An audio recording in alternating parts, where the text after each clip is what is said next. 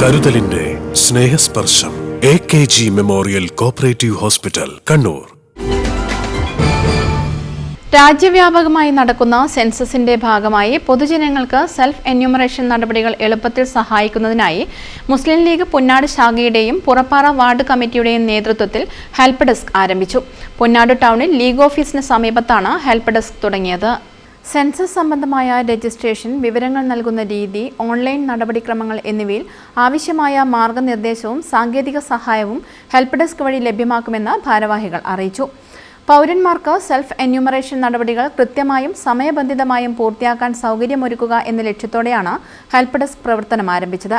ഇന്ത്യയുടെ മുഴുവൻ കാര്യങ്ങളും കൃത്യമായി നിർവഹണ ഭാഗമായിട്ടാണ് ഇപ്പോൾ സെൻസസ് നടന്നുകൊണ്ടിരിക്കുന്നത്. എന്നാൽ സെൻസസിൻ്റെ ഭാഗമായിട്ട് സെൽഫ് എന്യൂമറേഷൻ നടക്കുമ്പോൾ തീർച്ചയായും അത് ജനങ്ങൾക്കിടയിൽ എത്രത്തോളം അവബോധമുണ്ട് എന്നതിനെക്കുറിച്ച് ആശങ്കയുണ്ട്.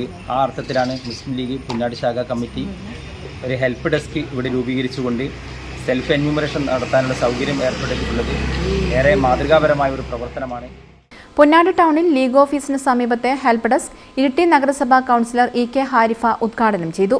K ഫായിസ് അധ്യക്ഷത വഹിച്ചു. Sameer Punnad, KV Muneer, TP Ismail, PK Naseer, A Ramseena എന്നിവർ നേതൃത്വം നൽകി.